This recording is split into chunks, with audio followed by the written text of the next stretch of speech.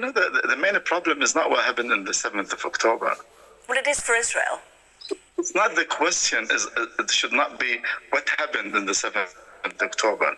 The question should be what has been happening since 75 years or 76 years by this year. There is one fact that nobody should forget. The Palestinian people is under occupation since 1948. So are you suggesting actually you support Hamas's actions in Israel on October the 7th then? Is that a refusal to condemn what happened on October the 7th? It's not you condemn it or not. Is the question, does anything justify what's happening? What's happening against Gaza now? Same thing, Gaza was besieged for all this long time, and Palestinians were killed and displaced from their places, and they were made into refugees, and our country was destroyed. And then you cannot just say what happened the 7th of October is justification to do all of this, and it is a result of the Israeli occupation at first and last. You cannot forget the main Palestinian issue, then you want to make it into what happened 7th of October. Definitely, what is happening now. But the point is, I suppose, if you won't condemn what happened on October the 7th by Hamas, then it is little wonder that Israel suggests there is absolutely no hope of a two-state solution with the Palestinian Authority.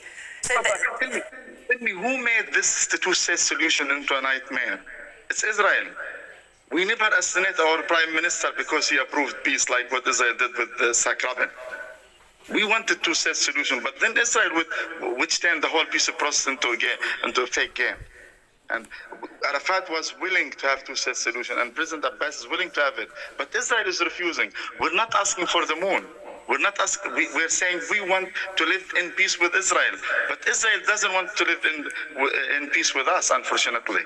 And but if you won't condemn October the 7th, they will accuse you of not wanting to live in peace with them. So no one can live in peace if his neighbor is not living in peace. I want to go back to... Apologies, continue. Yeah, no, since 1994, we're trying this peace process with Israel, and it never happened, unfortunately. Settlements increased, prisoners, more Palestinians were put in jail, more killing happened, and the Gaza is besieged for like 20 years now since the beginning of the Second Intifada. And then this is, the main question is the occupation. If there is no occupation, nothing would happen. And if there is no occupation and we're given our political right of having a state, then you can ask me and judge me, what do you think of this and that? But if we're not given our political right, any of our legal rights, then it is Israel the occupation. The main question is the occupation. If there is no occupation, we wouldn't have this argument, you and me. Yeah, Yes, I just want. Sorry, we haven't got that long. I just got a couple more questions, if you don't mind. The U.S. State Department has come out yesterday, highly critical of two Israeli ministers who've started to talk about removing Palestinians from the Gaza Strip. One of whom said, so they could make the desert bloom, as one said. They've also been critical of Israeli settlements in the West Bank as well. What would you like to see the Americans do to try to bring an end to the situation in Gaza and help the life of Palestinians on the West Bank? The first thing that should be done, this war should stop.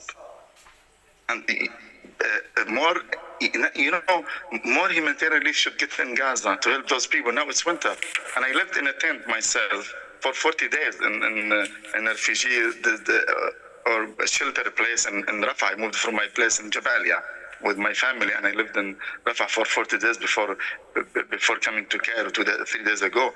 But I mean, the main answer to any question is that the international community should have the courage, the American administration, to force Israel to accept peace. We want peace, Palestinians, and we were ready to accept it. And I remember when we were teenagers, we celebrated Oslo Accord, but Israel turned this Oslo Accord into kind of a joke.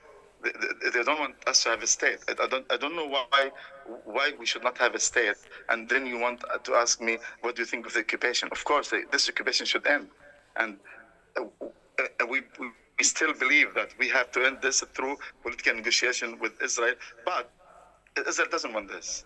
But Israel doesn't want to withdraw from Gaza and West Bank. More settlements is happening, and at the end, the Palestinians are not going to suffer for end.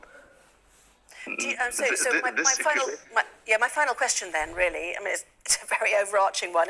Do you have any hope, or do you accept that what happened on October the 7th has set back any hope of anything like a two-state solution or peace with both sides for decades? We should, Palestinians, they never stop having hope.